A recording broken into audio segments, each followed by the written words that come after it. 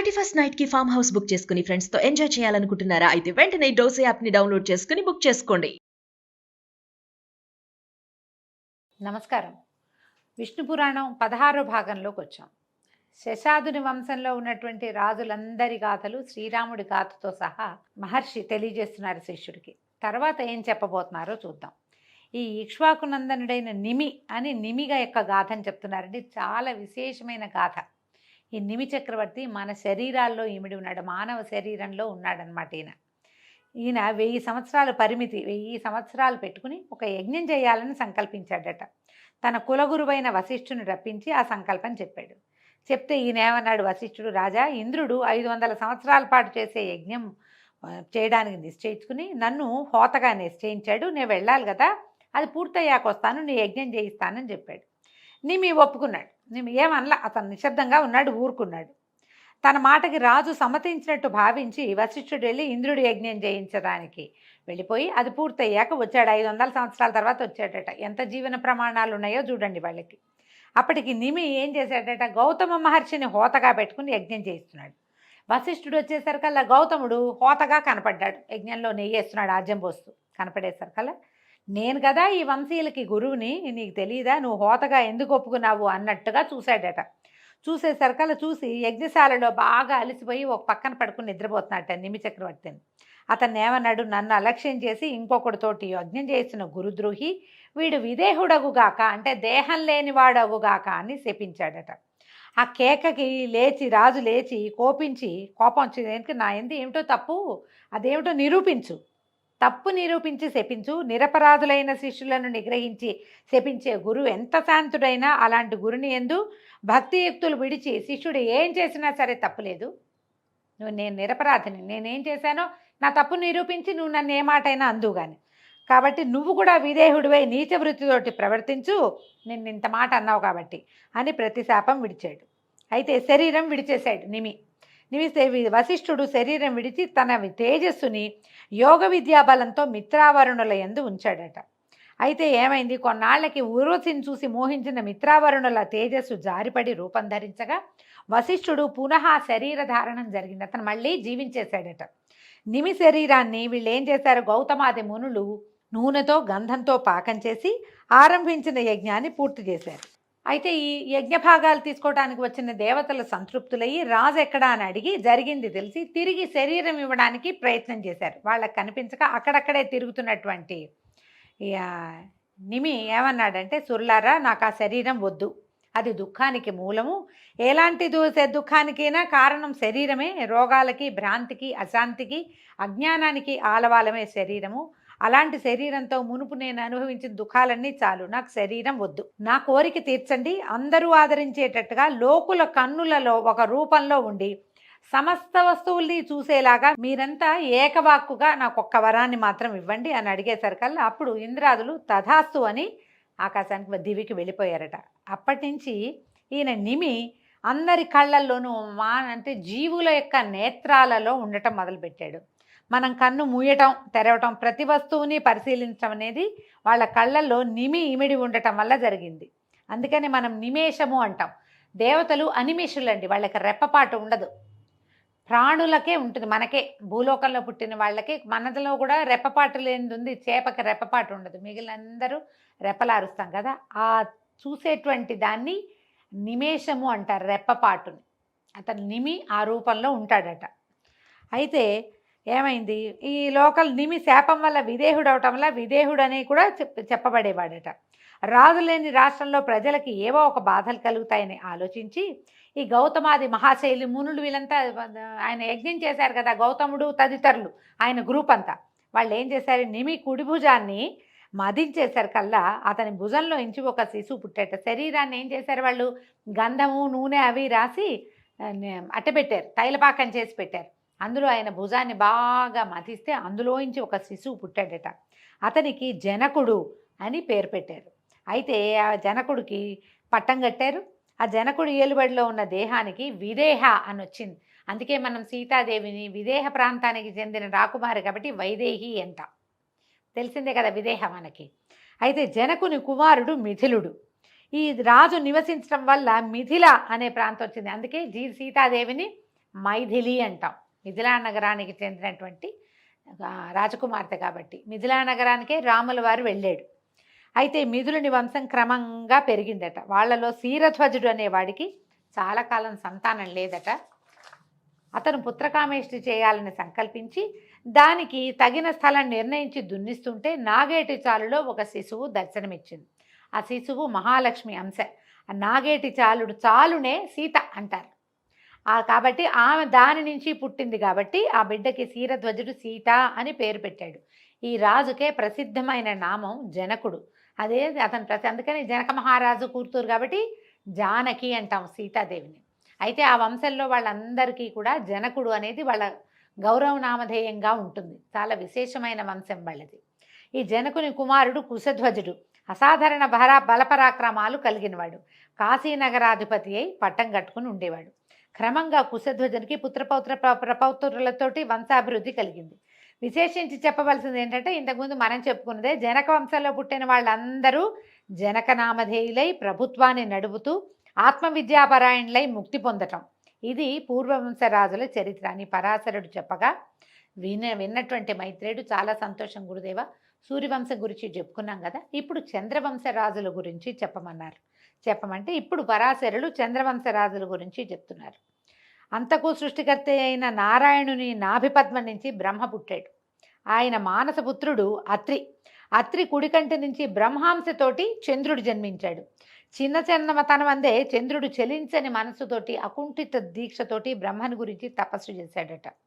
ఆ తపస్సుకి మెచ్చి బ్రహ్మ లతలకు, వృక్షాలకు, ఓషధులకు, బ్రాహ్మణులకు, నక్షత్రాలకు అత్యంతము స్రవించే కిరణాలు కలుగునట్లుగాను అధిపతిగా వరం ఇచ్చాడు. కిరణాలకు అధిపతి కూడా చంద్రుడే. తర్వాత చంద్రుడు రాజసూయాది యజ్ఞాలు చేసి అశ్విని మొదలైన దక్షపుత్రికలు 27 మందిని భార్యలుగా పరిగ్రహించాడు. సహజ సుందరాకారుడైన సుధాకరుడు వారితో వినోదిస్తూ ఆనందంగా పెరుగుతూ ఉన్నాడు. అలాంటి వయసులో చంద్రుడు దేవగురువైన బృహస్పతి వద్దకు శాస్త్రజ్ఞానం కోసం విద్యార్థిగా అతని ఇంటనే ఉన్నాడు. గురువుని గురుపత్నిని సేవిస్తూ భక్తితో ప్రవర్తిస్తూ చదువు సాగిస్తున్నాడు. అలా ఉండగా ఒకనాడు గురువు ఇంద్రుడు చేసే యజ్ఞానికి అమరావతికి వెళ్తూ, చంద్ర నువ్వు ఇక్కడే ఉండు, ఇంతకుముందు చెప్పిన పాఠాలు వల్లెవేస్తూ ఉండని చెప్పి వెళ్ళిపోయాడు. అవి చంద్రుడు అలాగే ఉండి గురుపత్నికి అవశ్యమైన సహాయం చేస్తూ చదువుకునేవాడు. గురుపత్నికి చంద్రుని రూపము, అందచందాలు మానసికంగా మార్పు కలిగించాయి. ఆ సుందరి చక్కగా అలంకరించుకుని గోముగా నడుస్తూ చిరునవ్వులు చూపులు తూపులుగా చంద్రుని వద్దకు వస్తూ ఏవేవో పనులు చేస్తూ తిరుగుతూ ఉండేది. గురుదారైనటువంటి తారాదేవి అలా సవిలాసంగా తిరగటము, సన్నసన్నగా అంటూ ఉండటము, కబుర్లు చెప్పటము, ఏకాంతము చంద్రుడికి మనోవికారం కలిగించింది. క్రమంగా కలిసి ఆనందించడంలోకి దిగారు. తారాచంద్రుల విలాస వికార చేష్టలు పెచ్చు పెరిగిపోయినాయి. పరకాంత పైగా గురుపత్ని అనే ఆలోచన లేక చంద్రుడు తారా విలాసాలకి లొంగిపోయి ప్రియురాలుగా చేసుకున్నాడు. ఇలా గడుస్తూ ఉండగా ఒకనాడు చంద్రుడు తారతో అన్నాడు, మన చేష్టలు గురువు గనక తెలిస్తే మన బతుకులు వీధిలో పడతాయి. ఇప్పుడే అటు ఇటు విసవిసలు గుసగుసలు వినపడతాయి కాబట్టి మనం ఇక్కడి నుంచి వెళ్ళిపోదామని చెప్పాడు. చంద్రుడి మాట విని తారేమంది, చంద్ర మన్మథుడు నన్ను నీ దానిగా చేశాడు, ఇక నాకు ఇక్కడ భర్త ఎవరు, నాకు ఇల్లు వాకిలి సంసారం ఎలాంటి ఆశ లేదు, నీ గాఢాలింకరమే నా బతుకు, పద నువ్వు ఎక్కడికంటే అక్కడికి నేను వచ్చేస్తాను నీతో పాటు అని చెప్పింది. తార మాటలు విని చంద్రుడు సరేనని తన నివాసానికి తీసుకెళ్ళిపోయాడు. హాయిగా కలిసి ఉండేవాళ్ళు. దేవగురువు ఇంద్రుని యజ్ఞం పూర్తి చేసి అందరితోటి సంతృప్తిగా సంభావనలు అందుకుని నివాసానికి తిరిగి వచ్చాడు. ఇల్లు చిలుకలేని పంజరంలాగా ఉంది. తార చంద్రునితో వెళ్ళిపోయిందని తెలిసి విచారించి కోపించి వెళ్ళి ఇంద్రుడికి చెప్పాడు. ఇంద్రుడు ఆశ్చర్యాగ్రహాలకు లోనే ఒకంతసేపు ఆలోచించి మునులందరినీ పిలిచాడు. చంద్రుని నీచ కార్యం వారికి చెప్పి వెళ్ళండి, నయావన్న భయాన ఒప్పించి తారని అప్పగించేట్టు చేయండి, కాదంటాడా కోపించి అదిలించి అయినా సరే తారని తీసుకురండి అని పంపించాడట. మునులు చంద్రుడి వద్దకు వెళ్ళి తగిన సత్కారం సంభాషణలు అయ్యాక నిష్ఠూరంగా బోధించారు. రోహిణీ వల్లభ, ఎప్పటికప్పుడు శృంగార విలాసాలను కువలయానందాన్ని కలిగించే చల్లని గుణాలను, సమయానుసారంగా దేవతలకు మేలు కలిగించే సద్బుద్ధి, గురువునందు ఉండవలసినటువంటి భక్తి విడిచి గురుదార అయిన తారని ఎత్తుకురావడం పాపకార్యం కదా. నువ్వు చేసిన ఈ తప్పుడు పనికి ఇంద్రాదులు నీపై కోపమనస్కులుగా ఉన్నారు. ఎందుకు ఈ రగడ, తారని విడిచిపెట్టు, ఈ లోకంలో నీకు వచ్చినటువంటి అపకీర్తిని బాపుకో అని చెప్పారు. చెప్పేసరికల్లా చంద్రుడు తిరగబడ్డాడు. ఇప్పుడు తన మంత్రి యొక్క భార్యను తీసుకొచ్చానని నన్ను నిందిస్తాడా, తను అట్లాంటి పనులు చేయలేదా, గౌతమ మహర్షి భార్య కోసం ఆశపడి తను కోడికోత కోసి మునిని మోసగించి ఆయన భార్యతోటి కలిసినవాడు చివరికి ముని శాపానికి గురి ముడుచుకుపోయిన శరీరంతో ఇల్లు చేరాడు. నాకు బుద్ధి చెప్తాడా, వెళ్ళండి వెళ్ళండి, అతని చేష్టలను ఎవరికి తెలీదు, నేను తారని విడిచేదే లేదని మొండికెత్తేశాడు. దాంతో మునులు మొహమాట పడి ఇంకేం చేయాలో తెలియక చంద్రుడితో చెప్పేసరికల్లా ఇంద్రుడు కోపగించి వాళ్ళలో వాళ్ళు శపించుకోలేదండి. దేవగణాలతోటి బృహస్పతితో కలిసి వెళ్ళి సత్యలోకానికి వెళ్ళి ఈ తారా శశాంక వృత్తాంతం అంతా బ్రహ్మదేవుడికి తెలియజేశారు. ఆయన బ్రహ్మ కోపించి అన్ని విధాల పెద్దలైన మునులను కొంతమందిని ప్రేరేపించి మీరు వెళ్ళండి, చంద్రుడికి నేను చెప్పానని చెప్పి తారని తీసుకురమ్మన్నారు. అనేసరికల్లా సరే. ఆయన ఏమన్నాడు, చంద్రుడు నవ్వుతూ చెప్పాడట, బ్రహ్మ మాటలుగా మీ మాట విన్నాను మంచిదే, కానీ తారని విడిచిపెట్టను. సాధించాలని అంతా కలిసి పోరాటాన్ని దిగుతారా, ఏం చేస్తారో చేయండి చూస్తానన్నాడు. అమ్మాయిని మాత్రం తారాదేవిని మాత్రం విడిచిపెట్టనన్నాడు. బ్రహ్మ దగ్గరికి వెళ్ళేసరికల్లా ఇప్పుడు వీడిని ఏం చేయాలి అనేది బ్రహ్మ కూడా తెలియలా, కాలానికి వదిలిపెడదామని ఊరుకున్నారు. ఇప్పుడు ఏం చేశారు, అంగిరసాదులు మునులు ఆలోచించుకుని ఇంద్రుణ్ణి బృహస్పతిని ముందుంచుకుని కైలాసానికి వెళ్ళారట. చంద్రుడు చేసిన దుశ్చర్య, తార యొక్క దుష్ప్రవర్తన పరమేశ్వరుడికి చెప్పేసరికల్లా ఆయన ఏం చేశాడట, ఆగ్రహోదగ్రుడై దేవసైన్యంతో చంద్రుడి మీద దాడికి వెళ్ళాడు. శంకరుని రాక తెలిసిన చంద్రుడు రోషభీషణాకారుడై తన సైన్యాన్ని కూడా సమకూర్చుకుని ఎదిరించాడు. యుద్ధం చేశారు. అయితే శుక్రుడు గురువుకి శత్రువు కనుక శుంభాది రాక్షసులను వారి సైన్యంతో చంద్రుడికి తోడుగా పంపాడు. చంద్రుడు మరింత బలము ఉత్సాహము కలవాడే శంకరునితో పోరాడుతున్న సమయంలో బ్రహ్మ వచ్చి యుద్ధాన్ని ఆపి చంద్రుడిని దూరంగా తీసుకెళ్ళి బాగా గట్టిగా కేకలేసి కొన్ని చల్లచల్లగా మాటలు కూడా మాట్లాడి నచ్చజెప్పి ఒప్పించి ఈ తారని తీసుకొచ్చి గురువుకు అప్పచెప్పాడు. శివుడు శాంతించి బ్రహ్మాన్ని ప్రశంసించి ఆయన దారిని ఆయన వెళ్ళిపోయాడు. కానీ అప్పటికే తార గర్భవతిగా ఉంది. బృహస్పతి గ్రహించి నీ గర్భాన ఉన్న శిశువు నా వల్ల కలిగిన వాడు కాదు కాబట్టి వీడిని ప్రసవించి విడిచిపెట్టి రమ్మని చెప్పాడట. ఈమె ఒక తోటలో శిశువుని ప్రసవించి పిల్లవాడిని అక్కడే వదిలిపెట్టి వచ్చింది. ఆ శిశువు దివ్యతేజో విలాసుడే మోహనాకారంతో ఉన్నాడు. వాడిని చూసిన తర్వాత పిల్లవాడిని చూసేసరికల్లా గురువు కూడా బృహస్పతికి కూడా వాడు తనకే కావాలనిపించేసరికల్లా వీళ్ళు ఇద్దరు ఈ కుమారుడు నావాడంటే నా భార్యకు పుట్టాడు కాబట్టి నావాడని గురువు, నా వల్ల కలిగాడని చంద్రుడు ఇద్దరు పోరాడుకున్నారు. వీళ్ళంతా ఏం చేశారు, తారాదేవిని తీసుకెళ్ళి అడిగారు, అమ్మ ఈ శిశువు ఎవరి వల్ల కలిగాడు ఏమిటి అని అడిగితే ఆవిడ చెప్పలేదట. అప్పుడు బ్రహ్మదేవుడు వచ్చి సందేహించకుండా ఇతను ఎవరి శిశువో చెప్పమంటే ఆవిడ ఇతను చంద్ర శిశువే అని చెప్పంగానే ఏం చేశాడు బ్రహ్మదేవుడు, శుక్రుడిని ఒప్పించాడు. శుక్రుడు కాదు, మన బృహస్పతిని ఒప్పించాడు. ఇతని కుమారుడు కాదు, ఆ అమ్మాయి ఒప్పుకుంది కాబట్టి నువ్వు నీ భార్యను తీసుకుని వెళ్ళిపో, శిశువుని చంద్రుడే తీసుకుంటాడని చెప్పారు. చంద్రుడు ఏం చేశాడు, ఈ శిశువుని ఆదరంగా ఎత్తుకుని ముద్దులాడుకుంటూ కుమారుడిని తీసుకెళ్ళి తనకి అత్యంత ప్రియతమ భార్య అయిన రోహిణికి అప్పచెప్పాడట. ఆమె ఆ బుధుడు అని పేరు పెట్టి ఆ పిల్లవాడిని లాలించి పెంచింది. బుధుడు పెరిగి పెద్దవాడై తపస్సు చేసి అధిక తేజోమూర్తి అయి గ్రహమండలిలో ఒకడుగా ఉన్నాడు. మనుపుత్రి అయిన ఇళయందు కుమారుణ్ణి కన్నాడు. ఇతని ఆ బిడ్డ పేరే పురూరవుడు. ఇంతకుముందు మనం ఇళాదేవి కథ చెప్పుకున్నాం. ఆ ఇళ్ళ కథలో పురూరవుడు ఈ బుధుడు, తారాచంద్రుల సంతానమైన బుధుడే పురూరవుని యొక్క తండ్రి. పురూరవుడు ఆదిశేషుని, ఆది వరాహాన్ని, అష్టదిగజాలను భూభారం వహించడం విషయంలో తక్కువ చేస్తాడు. అంటే అంత భూభారాన్ని వహించాడు, అంత గొప్ప రాజుగా ఉన్నాడట. దానంలో కల్పవృక్షాలను, చింతామణిని సిగ్గుపడేలాగా చేస్తాడు. అందచందాల్లో జయంతుణ్ణి, మన్మధుణ్ణి, చంద్రుణ్ణి కూడా కించపరచగలడు. ధైర్యంలో మేరుమందర పర్వతాలను నగుబాటు చేస్తాడు. సప్తద్వీపాలను తన ఆజ్ఞలో ఉంచుకుని తన చరిత్రని భావితరాలకి ఆదర్శంగా చేస్తూ భూపరిపాలన చేస్తూ ఉన్నాడు. ఇప్పుడు పురూరవ చక్రవర్తి సంతానం గురించి వస్తుంది. ఒకనాడు ఉద్యానవనంలో విహరిస్తూ ఒక గున్నమావిడి చెట్టు కింద విశ్రాంతిగా కూర్చునుండగా ఇంతసేపటికి చెలికత్తెలతోటి ఆ ప్రాంతానికి వనవిహారానికి, భూలోక విహారానికి వచ్చినటువంటి దేవవేసి అయినటువంటి ఊర్వశి ఈవిడ ఎలాగా నరనారాయణులలో నారాయణుని తొడ నుంచి జన్మించింది. పూర్తిగా రంభాది మేనక లాంటి వారిది కాదనమాట, ప్రత్యేకమైన జన్మ కలిగింది. ఆమె సవిలాసంగా చూస్తూ ఉండగా ఈ పురూరవుడు ఆమెను చూశాడు. పద్మాక్షి, నువ్వెవరు, దివ్యస్ఫూర్తితో ఉన్నాయి నీ రూపురేఖలు, నీ తేరు చూస్తే ఒక ప్రత్యేకమైన విలాసం కనపడుతుందంటే ఈవిడ ఈ పురూరవుని అందచందాలకి మెచ్చి, రాజా నా పేరు ఊర్వశి, దేవకాంతని, కొన్నాళ్ళు భూమి మీద ఉండవలసి వచ్చింది, ఇలా వచ్చాను, నీకోసమే వచ్చానని చెప్పింది. ఈ ఊర్వశి మాటలు విన్నటువంటి పురూరవుడు కూడా పరవశుడైపోయి నన్ను ఆనందపరచు, నన్ను ప్రేమించు, నాతోటి ఉండు, నన్ను వివాహం చేసుకోమని ఆమెను అడిగాడు. అడిగేసరికల్లా ఈవిడ ఏమంది, అలాగే తప్పకుండా ఉంటాను. నా దగ్గర 2 గొర్రె పిల్లలున్నాయి. వీటిని రెండిటిని నువ్వు కాపాడాలి. నీ వల్ల వాటికి ఏ అపాయము రాకూడదు. తర్వాత నువ్వు దిగంబరుడివై నా కంట పడకూడదు. ఆ సమయంలోనే నేను నిన్ను వదిలిపెట్టి వెళ్తా. లేకపోతే నేను నీతోటే ఉంటాను. నాకేమో ఆహారం నెయ్యి. నేను నెయ్యే తింటా. ఇంకేమీ తినదట ఊర్వశి. దానికి లోపం రాకూడదు. ఇవి నా ప్రమాణ వాక్కులు అని చెప్పింది. చెప్పేసరికల్లా పురూరవుడు నీ మాట దాటకుండా ప్రవర్తిస్తా అని మాట ఇచ్చి ఊర్వశిని చేరదీసుకున్నాడు. ఇద్దరూ ఒకటై భోగానుభవంతో పరమానందమూర్తులుగా ఉండేవాళ్ళు. ఊర్వశి సురలోకం విడిచి నరలోకంలో ఉండటం వల్ల దేవలోకంలో కొంత భోగభాగ్యాలకి కొంచెం తక్కువైతే విశ్వావసుడు అనేటువంటి గంధర్వుడు ఆలోచించి వాళ్ళకి ఎడబాటు కలిగించడం కోసం ఒకనాటి రాత్రి వాళ్ళు ఏకాంత స్థలంలో ఉండగా ఒక గొర్రెని ఎత్తుకుపోయాడట. అయితే ఈ గొర్రె ఏం చేసింది, అవి వెళ్తున్న గొర్రెపిల్ల పైనుంచి వినేవాళ్ళకి విసుగు పుట్టేలాగా అరవటం మొదలుపెట్టిందట. ఎప్పుడైతే ఈ గొర్రెపిల్ల దీనంగా అరవటం మొదలుపెట్టిందో ఈ ఊర్వశి ఏమందట, ఎవడో దొంగ నా గొర్రెని ఎత్తుకుపోయాడు, వెళ్ళి తీసుకురా అని పదే చెప్పిందట. పురూరవుడు ఆమె మాట వినిపించుకోలేదట. అయితే ఇంతలో ఏమైంది, ఆయన వివస్త్రుడిగా ఉన్నాడు. అర్ధరాత్రి సమయం. వెళ్తే ఈమె నన్ను చూస్తుందేమోనని భయపడి గబుక్కున వెళ్తే ఈమెకి నేను కనపడతానేమో దిగంబరంగా అని ఆయన వెళ్ళలేదట. అయితే ఇంతలో ఏం చేశాడట, ఆ విశ్వావసుకి ఇంకొక గంధర్వుడు సాయం వచ్చి ఆ రెండో గుర్రెని కూడా ఎత్తుకుపోయాడు. అది ఇంకా విచార సూచకంగా అరవటం మొదలుపెట్టింది. దాంతో ఊర్వశి కోపించి, ఓ రాజా, నా కొడుకుల్ని దుర్మార్గులు ఎత్తుకుపోతుంటే అరిచిన అరుపులు వినపడ్డలేదా నీకు? కదలకుండా మెదలకుండా కూర్చున్నావు.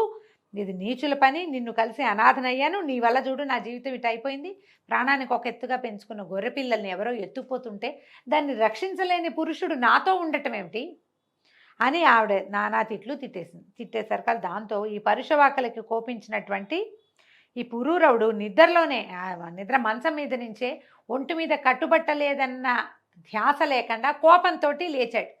మంచానికి పక్కన నిలబెట్టి ఉన్న తన ఖడ్గాన్ని పుచ్చుకుని పరిగెత్తపోయేసరికల్లా ఎట్లాగో ఏమనుకున్నాడు, ఇది చీకటి మాటున ఊర్వశి తనని చూడదని నమ్మాడు. దీపం ఆర్పేశాడట. ఆయన చీకట్లో పరిగెత్తేసరికల్లా గంధర్వులు రాజు ఐడియా తెలుసుకుని ఆయన దీపం ఆర్పేశాడు. ఊర్వశి ఈయన్ని దిగంబరంగా చూడదని మెరుపులు పుట్టించారట ఆకాశంలో. అయితే ఈ పుట్టించిన మెరుపుల్లో రాజు తొందరపాటుతోటి వివస్త్రుడిగా ఉన్న దానిని ఈమె ఊర్వశి చూసేసింది. చూడగానే మొదట చేసిన శపథం ప్రకారము ఆమె దివికి వెళ్ళిపోయిందట. గంధర్వులు ఆ 2 గొర్రె పిల్లల్ని కింద పడేశారు. వాటి వెనకాల పరిగెత్తిన రాజుగారు 2 గొర్రె పిల్లలు పుచ్చుకుని వెనక్కి తిరిగి వచ్చేసరికల్లా ఏముంది, గొర్రె పిల్లలు ఉన్నాయి, ఊర్వశి లేదు. దాంతో మతిపోయిందట ఆయనకి. తర్వాత ఏమైంది, ఇక అట్లా ఆమె కోసం వెతుకుతూ ఉండేవాడు మతిపోయిన వాళ్ళకి. అలా తిరుగుతూ ఉండేవాడట. రాజ్యాన్ని వదిలేశాడు.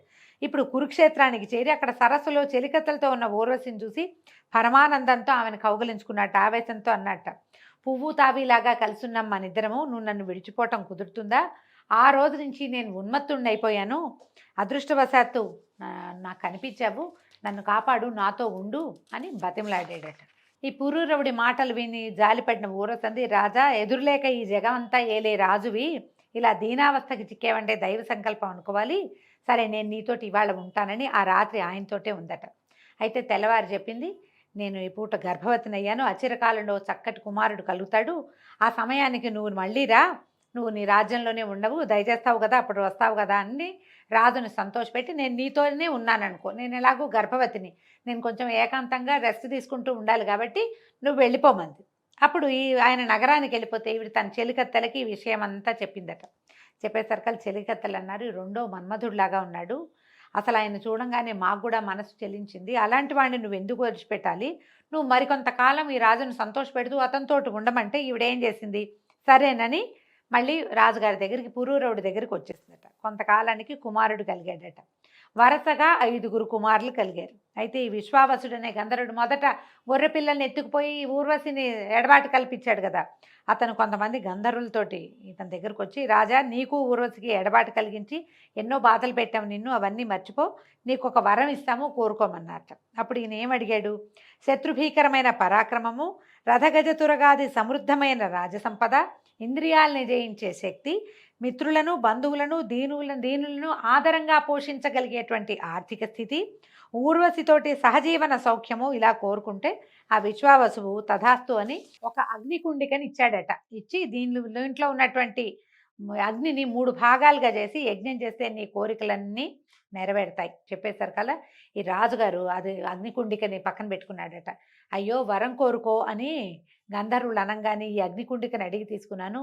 ఊర్వశిని నాకు ఇచ్చేయండి అని అనలేకపోయాను. ఇంకా యజ్ఞాలు కొండన్నవి ఏంటి ఆమె మీద అపరిమితమైన ప్రేమ కలిగి ఉన్నవాడిని, నాకు ఊర్వశే కావాలని నేను ఎందుకు కోరుకోలేదు అని చాలా ఆలోచించుకుంటూ ఇక నేను ఇక్కడ ఉండనని ఆ అగ్నికుండికని ఏం చేశాడు, అక్కడెక్కడో పెట్టేసి ఇంటికి వెళ్ళిపోయాడట. అడవిలో వదిలేశాడు. ఆయనకి అంటే మనసు పరిపరి విధాల పోవటం మానవులకి ఇలాగే ఉంటుంది. తీసుకుంటే ఎందుకు తీసుకున్నావా అనిపిస్తుంది, వదిలేస్తే ఎందుకు వదిలేసామా అనిపిస్తుంది. ఇంటికి వెళ్ళిపోయాడు.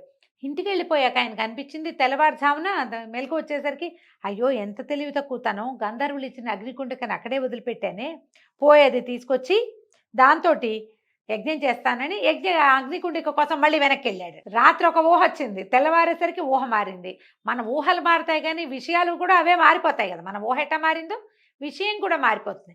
అక్కడికి వెళ్ళేసరికల్లా ఏమైంది, ఆ అడవిలో ఆ అగ్నికుండిక లేదు. ఏ కుండాన్నైతే వాళ్ళు ఇచ్చారో దాంట్లో ఆ అగ్నిని పెట్టి అది ఎక్కడ కనిపించాలి. అటు ఇటు వెతికి చూస్తే ఒక జమ్మి చెట్టు, ఒక రావి మొక్క, దాంట్లో ఒక రావి మొక్క కనపడ్డాయిట. అప్పుడు ఏమనుకున్నాడు, ఓ ఆ అగ్ని ఈ చెట్టుగా మారి ఉంటుందని మునులను రప్పించి ఏం చేశాడట, ఈ వేదమాతృకమైన మంత్రాన్ని ఉచ్చరిస్తూ ఆ చెట్టుని నరకడానికి సంసిద్ధుడయ్యాడు. ఆ పని కాగానే ఆ మంత్రాక్షరాల సంఖ్యతో సరైన అంగుళాల నిడుపున అరణిని కల్పించి అగ్నిని సృష్టించి అందరూ అద్భుతంగా ఉంది అని చెప్పేటువంటి యజ్ఞాన్ని నెరవేర్చాడు. దాని ఫలితంగా ఊర్వశి అతని సొంతమైంది. అలా కోరిక తీర్చుకుని అన్ని లోకాల్లోనూ ఊర్వశితోటి విహరిస్తూ వచ్చి రాజ్యాన్ని నీతియుక్తంగా జనరంజకంగా పరిపాలిస్తూ ఉన్నాడు. దీంతో ఊర్వశీ పురూరవ సంవాదము పూర్తయిందండి. ఈరోజు దీంతో సమాప్తం. రేపు ఉదయం మళ్ళీ తరువాయి భాగంలో కలుసుకుందాం. నమస్కారం.